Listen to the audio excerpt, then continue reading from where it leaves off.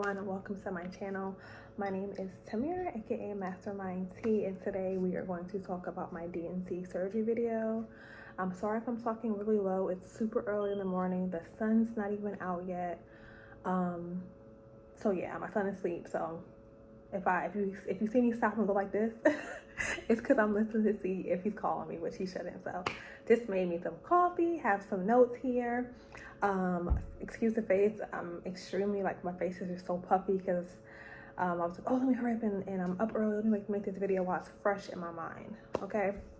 So, oh my goodness, and I forgot how to pronounce or say what the D&C stands for. I'm going to put it in this video, but I'm going to give, I'm looking down because I have notes right here. I'm going to give some background information on my D&C. And I felt like I really wanted to make this video because when I was going through this is my second time having a D&C. When I was going through this, I looked up so many videos on YouTube and I looked at so many different things, so many different videos just to kind of prepare me, especially this time around because my last D&C was almost 4 years ago, and I'll get to that. So anywho, so with that being said, so background, put background information, background. I had my first D&C after I had my son. My son will be 4 in December. His labor was so hard and so complicated. But I don't even want to get into that. I should probably do a whole labor and delivery story time during his birthday. But I was traumatized. Like, I was like, I don't even know if I want to have any more children. But anywho, it was just a long, stressful process. After I gave birth to him, a little bit of, I guess, the water sac, I don't know the actual technical term, y'all, sorry, was still left in my uterus. So after I had him, I was bleeding for 3 months straight, extremely heavily, like heavy. And one of my good friends at the time, she had just had her son. Well, I think she had twins, like 2 weeks before my son was born. So I was talking to her and I was like, are you still bleeding? Like, what, what's going on? And she's like, no, I'm done. Like, and I'm like, why am I still bleeding? So meanwhile, this is my first child. Went to the checkup, told them I was still bleeding. They were like, okay, well, that's normal. It's okay. And actually, things started to taper off. But then it progressively got worse. They scheduled surgery for me to, like, go in there and see if anything was left. And I think it was called products of conception. That's what it said, like, on the thing. So I had that D&C. That experience wasn't too great because after that surgery, I woke up, like, I guess, like, right after, and I was intubated, meaning they had a tube down my throat. And I woke up while I was still intubated. And I will say I used to work in a hospital, and I used to, because when you're intubated, you can be, like, alert and oriented and be intubated. And I would speak to patients who were intubated who could, like, shake their head or write down. And usually they would give them, like, medication to make them comfortable. My meds had, like, worn off, and it was, my throat was so sore and it was hurting. I could still feel the tube in my throat. When I woke up, the nurse was talking to me, and I was like this, like, I can't talk, like, get this out my throat. And she was just like, what did she say to me? I forgot what she said, but she was so rude, pretty much telling me that she couldn't understand what I was saying. And I'm like, and I was getting frustrated because I'm like, take this freaking tube out my throat. No wonder you can't understand what I'm saying. I have a tube. And I was just like, oh my gosh, thank God I always try my best to give, like, respect and dignity to all the patients that I used to work with. But that just wasn't a pleasant experience for me the first time. But afterwards, the bleeding stopped. Everything kind of went back to normal after I had my son. Fast forward to this time. And I'm going to try not to tear up, y'all. If I tear up and y'all see, like, cuts of this video, it's because I'm like tearing up, whatever. So background, trying to get pregnant. Haven't been able to get pregnant for the past, I'll say after I had my son, I was on birth control for like a year and a half afterwards. He'll be 4. So let's say good 2.5, almost 3 years maybe, trying to get pregnant. Excuse me. Or I wouldn't even say trying to get pregnant. I would say the last 2 years, it was like, okay, I'm off birth control. If I get pregnant, cool, so no birth control, and I didn't get pregnant. So this past, I think June or July, I talked to my OBGYN and I was like, hey, this is a concern. I haven't gotten pregnant. And he was just like, well, do this, do that. And then if you have an issue, come back. So 2 months later, I found out I was pregnant. Took a pregnancy test. Found out I was pregnant. Stomach was growing. Everything was, went to my other doctor, confirmed it, set up an ultrasound. But I found out, okay, so I have TRICARE, so I had to get a referral and all this stuff, and it just took a couple of weeks. So my first ultrasound was not scheduled until I was pretty much like 10 weeks, you know. But for me, in my mind, I was like, okay, well, my stomach is getting bigger. I'm like, my body is changing, you know, but mainly my stomach is getting bigger, you know, because I felt like I don't want to tell anybody that I'm pregnant, and I don't know if this pregnancy is healthy and growing and doing everything, because my stomach is growing, my stomach is getting bigger, and you know, all these things. My belly button was even starting to poke out as my stomach was getting bigger. So I was just like, oh, it must be progressing, everything's fine, right? When I went to the ultrasound, me and my husband went to the ultrasound, they said that they could not find a heartbeat, and I knew it, like, because I know what it looks like. I had my son, I knew what it looks like being on the screen and seeing a heartbeat. Like, I know what that looks like. Okay, sorry y'all, I know what that looks like. So as soon as they she put it on my stomach at first, because of how far along I was, and she was like, you know, we should be able to see it on the screen. And as soon as I could see the baby, but it was no movement, there was nothing, it was just dark. And when I seen that, immediately I knew. And she was just like, she was so sweet and so nice. She was just like, oh, can you go empty your bladder? Your bladder might be full. And I was like, okay. But I was already freaking out because I knew. My husband didn't know, but I knew. So when I went to the bathroom, came back, she did a vaginal ultrasound, and it hurt. It was painful. And she was just quiet. And I knew. I was just waiting for her to confirm my feeling. I knew. And she pretty much was like, you know, there's no heartbeat detected. And I just like started going like crazy. But I could tell, because when you see the heartbeat, it's like flickering. You can see movement. I mean, 10 weeks, you should have done a whole bunch of, there was nothing. It was just dark. So yeah, so talk to it was a nurse practitioner at the time. Talk to her, because my actual OBGYN that I was assigned to, because I have TRICARE, I was seeing something completely different. I think she was doing surgery or something like that. So she was just asking me, like, what do you want to do? Do you want it to pass naturally? And of course, all of this stuff, it's just like everything is just hitting me at one time, right? So I'm just like, oh my gosh, like, you know. And I'm thinking to myself, like, how could this be happening? Like, my stomach was getting bigger, like everything was happening, like you know. And I did a lot of self-blaming for a while, because I felt stupid, right? And please don't do this. I'm speaking from my own, from me. Do not feel like don't do this. It's not your fault. There's nothing you could have done. And that's what she was saying to me. She was like pretty much saying, like, it looks like early on in the pregnancy, probably like I think it was like 6 weeks, that something happened, and it was like a chromosomal like abnormality or something like that, or something was wrong with the placenta, and I'll get into that later. So she was like, it was nothing you can do. And I was just, and I knew, like, as soon as I found out I was pregnant, I was so careful. You know, that I was thinking, like, maybe I was drinking too much coffee, but I'm like, I didn't do anything differently. I actually stopped. There were days, and, you know, I wasn't drinking coffee at all. And, you know, I was just like, when I was pregnant with my son, I actually drank more coffee with him. So I was just like going back and replaying everything that I was like, oh my gosh, what if I did this? What if I did that?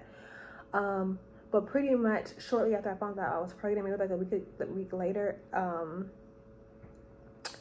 I guess stuff went wrong. I guess that's what I'm assuming. But anywho, going back to actually asking me, do I want everything to pass naturally? So she asked us that she left the room. She's like, you want a moment to decide. I was talking to my husband. My husband was talking about getting a second ultrasound. I was thinking about getting a second ultrasound. But then I was like, what if it doesn't pass naturally? And, you know, I was just thinking that. But anywho, at that time, I decided I don't want to have a surgery. I just want everything to happen naturally. And my husband was thinking about having a second ultrasound, but honestly, I really didn't want to have one, because I knew, like, I know what it looks like. I can see it, and even though I'm not a new mom, I've looked at a lot of ultrasound videos. I know what they look like. Like, I knew as soon as it came up, like, I knew, you know. So for me, I didn't need to have another ultrasound video, because I already knew. Okay, so after I left the doctor's appointment, the plan was just have everything happen naturally. But then when I started researching the videos about having things happen naturally, they were like, it's painful. You never know what's going to happen. At the time, I'm still working. So I'm just like, I couldn't imagine being at work and just working and doing certain activities and going through that. I heard it was like really painful too. And then I'm like, it's going on 10 weeks. And actually at that time, it's going on 11 weeks and nothing has happened. So I'm just like, oh, and another thing too. So going back to my body still growing. So since you still have like the embryo and placenta and all that stuff in your body thinks that you're pregnant. So your chest is still gonna get bigger. Your stomach is still gonna get better. You're still bigger. You're still gonna start producing hormones because your body still thinks you're pregnant. So that's one of the reasons why my stomach was still getting bigger. Like my stomach was poking out everything.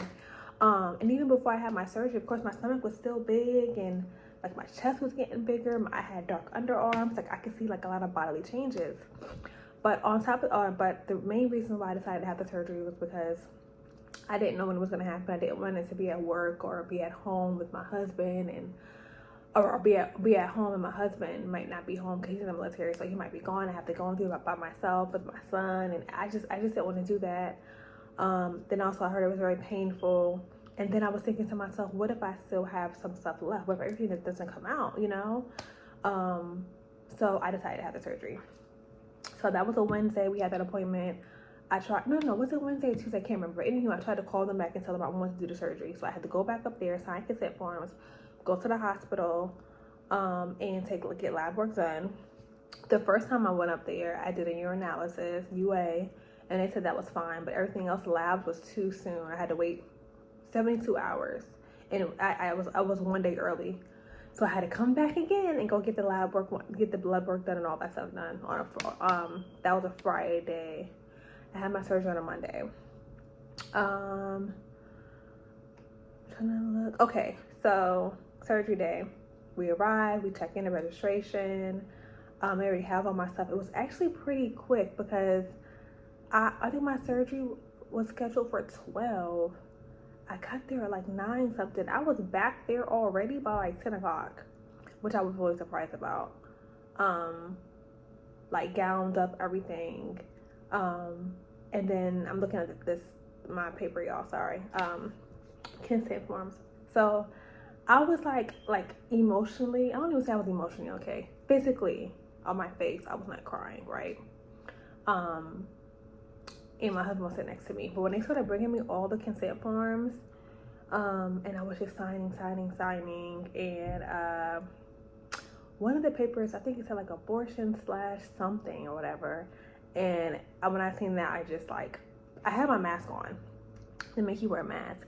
And as I'm like signing, I'm just like tearing up. I'm just like all the consent forms, I'm just signing because I'm like, oh my gosh, I'm signing for them to take my baby out. Even though my baby has passed away, nothing has happened, you know, everything is done, you know, pretty much. I don't know, it was something about those consent forms, and I was just signing for the, you know, I'm like, oh my gosh, that's what I was thinking, like, oh my gosh, they're about to remove my baby, they're about to remove everything, and I'm like this is it, it's just final, you know. So I don't know, it was just something about signing those consent forms. I started crying. And then the doctor came in and she started talking to me and pretty much was saying like, you know, there was something that y'all could have done. Sometimes this happens. She said, but at least you know everything is working correctly. Because I told her I had an ectopic pregnancy, and she was like, well, this is completely different. Like, it was not in your tube, it was in your uterus. Everything is working correctly. She's like, but sometimes it just happens. Something was wrong with the placenta, the chromosomes. Sometimes it just happens. So that kind of made me feel better, which I pretty much already knew. And then also I was thinking to myself, well, at least it's not an ectopic pregnancy. At least I still have one of my tubes. You know, it just could have been worse, because I've had an ectopic pregnancy before. I'll link that video down below here. So I only have one fallopian tube. So if I would have had another ectopic pregnancy and it got stuck on my tube, then I would have had to do like IVF, because I would have no fallopian tubes. So I was just trying to think positively about that. Like, at least I don't have to do that. At least I still have one fallopian tube. At least I can still try to get pregnant naturally. So anywho, after she came and talked to us, anesthesia came and talked to us, they wheeled me away. That was pretty okay. I was like knocked out. I woke up with no tubing. I felt the pain started to come back a little bit. And the nurse gave me some pain medicine. He was so sweet. He was very nice. My throat didn't even hurt that much. But that medicine, that anesthesia, I was so drowsy. Like, I was so, like, even my husband came to pick me up. I was just like, when I came to pick me up, like, because he was there, but when he came to come get me, because even that day is kind of like a blur. I remember some of it, but the anesthesia, I was so like drugged up. It was so crazy. But I remember telling him I wanted a smoothie, because immediately I was like, I want to start helping my body heal. Like, I want to start eating healthy. I want a smoothie. I want something good. I don't want anything heavy. Oh, because the night before, sorry y'all, I forgot to say this. You have to fast. So I couldn't eat or drink.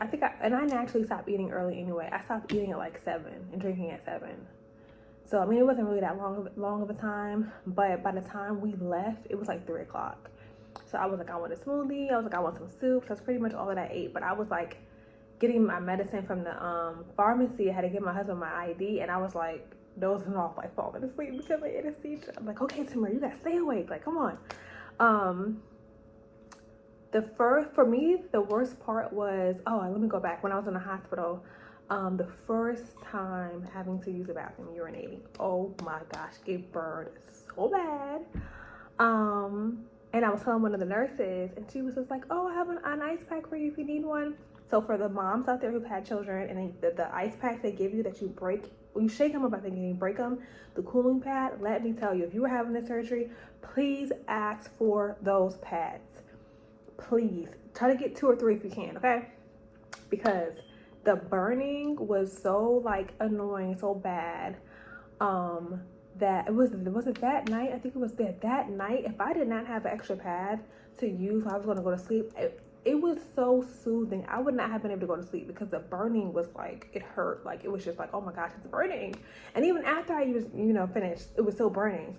So please make sure y'all ask for one of those ice packs. Ask if you could take a couple of those with you home, because you're gonna need that. And in this video, I'm going to insert and clip how I made my own like ice pack, but I was just like, no, that's too much for the vlog. I will save for this video. So I pretty much just took some menstrual pads or whatever, urinary pads, put witch hazel up there. Did I put anything else? I don't think I did put anything else, but just witch hazel. Put them in the freezer and I froze them. So that helps a lot. But after like day 3 or day 4, really day 3, I want to say, I really didn't need them anymore. I still use them, because also I'll say that it helps with soothing and the comfort, and also the smell. If you're bleeding kind of heavily, put some witch hazel on a sanitary pad, put it in a freezer. It will help with the comfort and then with the smell of blood, if you're bleeding or whatever. So that's just a tip. I will insert that video here on how I did that. So I talked about that. Okay, so then after surgery, of course, no sex. I couldn't work out. I couldn't do anything like pelvic wise for 2 weeks. Nothing strenuous. So after the surgery, I went and I saw my doctor again like 2.5 weeks later. She talked to me and asked me, was there any issues? And I said no. I did ask her pretty much, even though I felt like I did make the right decision, but I was like, what do you think would have happened in your professional decision or your professional reasoning? What do you think would have happened if I wouldn't have had the surgery? And she was telling me how someone right before me, and I know she's telling the truth, because when I tried to schedule my surgery on that Friday, the lady was like, oh, I'm sorry, young lady, we just tried to get her and took her spot, we can't. So in here, she was telling me a young lady right before me decided to have like let everything pass naturally. And when it happened, she said it was really bad. She was bleeding a lot. She had to pretty much be rushed to like the ER, and they had to do like an emergency surgery on her that night. And I didn't want to be in that situation. I did not want to be in that situation. So she was pretty much like, she's like the humane part. She said it's extremely painful. She was like the humane, you chose like the best route, like that's like more humane, so anywho.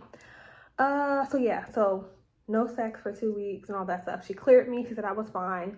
After she talked to me, there was no complications. She did like check me vaginally. Everything was fine. There was no pain or anything. So she cleared me to go back to do things as normal. She asked me if I wanted to get put on birth control, not back on birth control, but get put back on birth control. And I said no, because I didn't want to. So she was talking to me about conceiving again. She told me that I need to eat green foods like kale. She told me iceberg lettuce is nothing for me. So actually, so she said all leafy food. She like this, especially kale. And if you watch my vlogs, I drink this super green thing that I was drinking that too. And it's interesting because when I started drinking that, I added that, I got pregnant. So, but it's like a super green thing. But she was like, make sure you eat lots of greens, leafy greens, kale, and there was something else. Was it something churd? I can't remember what she said, but she was like, she uses it. She comes from an Italian household. It's very common, and she was like, it's really, really good for you. She was telling me how to cook it and all that stuff, and I was like, okay. It was like 8 o'clock in the morning. I was like, okay. But definitely the leafy greens. I remember that. Oh, she told me also I needed to go back to taking my prenatal pills. She said, ideally, if you're trying to conceive, you will start taking your prenatal pills and have 3 months worth of folic acid in your body. So I still take my prenatals. I take them at night. And then she told me that I should get my menstrual cycle within 6 weeks. So yeah. Something I wanted to do that I haven't done yet is I wanted to test to see if I was still showing up at a positive pregnancy test. One video that I watched, the young lady said that even after 3 weeks afterwards, it was still coming up positive. So really, I think it was like the month afterwards, it was showing like, you know, she wasn't pregnant anymore. So I was curious to see about that. But yeah, that's it. Emotionally, I feel like I'm getting better. And if you watch my vlogs, like, there was times where I just couldn't sleep. I was waking up at 3 o'clock in the morning, 4 o'clock in the morning, and I just couldn't go back to sleep. I started taking like ashwagandha, which I was taking anyway, but I stopped when I was pregnant to help me sleep better, help me relax. But yeah, there was times I would just wake up and just cry in the middle of the night. I'm just crying. I'm in the shower. I'm just crying. So emotionally, for me, it was hard. I'm still trying to get through it. But for me, I tried to think about the positives because things could have been worse, you know. Like I said, I could have lost another fallopian tube, and then really I would have, my only choice would have been IVF. So I praise God and thank God that that wasn't the case for me. And everybody who watches this video, of course, like, I respect everybody's belief. I do believe in God. And something that, excuse me, that I was trying to work on, something I need to work on is praying and praising God even in the hard times. So even during this time, I was just like, God, I thank you. Like, just thank you, God, for everything that I have. Like, I know that I am kind of angry and I'm upset, but not really at God, just about the situation. But I was also just like, well, God, it could be worse. Like I could have lost another fallopian tube or anything. It just could have been worse. So I was just like, well, just thank you, God, for allowing me the opportunity to even be able to conceive again, because that could have been taken from me naturally. You know, I would have had to do IVF. So I was just like, I need to praise God even when times are hard and when it's rough. I still need to praise God and remember that God has the last say. And in my pregnancy announcement video, which I wasn't going to put up after all this happened, but I was just like, I keep talking about being pregnant in my vlogs. I would have to get rid of all of this footage, and then people aren't going to understand certain things. And like, my son was looking big and I was gone. Like, it's just, so I just went ahead and made that video. But I had a dream that I was pregnant, and I was, you know, watch my vlogs, you'll see it. But I still believe that. I'll have another child. I don't know when, but I still do believe that. So, but I will say that next time I come out on camera, I'm gonna be huge. Like, I probably won't say anything for a very, very, very long time, to on camera or to my family, honestly. Well, probably my mom and my husband's mom, but like anybody else, they're gonna look at me and be like, Tamara, you know how some people, you look at them and you're like, is she pregnant? No, they gonna look at me, and before I even announce it, be like, oh, this girl's pregnant. Like, why you just need to go ahead and just like, are you having a boy or a girl? Like, I'll be huge, okay? Because I don't want to go through what I went through again with telling a few people that I was pregnant, because I felt like I was showing, and I was like, oh my gosh, like, I feel like I have to, because my stomach's getting so big. But I think next time that I'm definitely going to wait a little while longer. But that's definitely up to y'all, whatever you all just decide to do. But for me, I think that's what I'm going to do. I'm the type of person, I like to grieve in private, if that makes sense. Like, I don't want people to keep asking me, like, or to keep talking to me about certain things or whatever. I just want to grieve in private. But anywho, I'm looking through this list. I hope I answered some questions. I'm trying to think of anything else that happened that I can remember that was important, and I think I hit everything. But definitely make sure you ask for those postpartum ice packs to take home with you after surgery, please, y'all. You will not regret it. Okay, if they can give you like 4 or 5, But really I only needed I think I needed 2. I wish I would have had a third one. But that's just me. But at least, hopefully they can give you at least 2 so you can take those home with you and you can use those. I hope you all enjoyed this video. And I don't even want to say enjoyed, because 9 times out of 10, if you are watching this video and if you are experiencing a loss or you went through a loss, I am so sorry, you know, to hear that. I'm sorry that you had to experience that. I'm sorry you had to go through that. I do hope that this video helped you in any way at all. If you have any questions or comments, please feel free to leave it on this video. I am very active in my comments. I have my email in there too. If you want to email me and ask me some stuff privately, I will definitely respond to you and email you back in the best way that I can. And thank you all for watching this video, and I hope you all have an awesome day.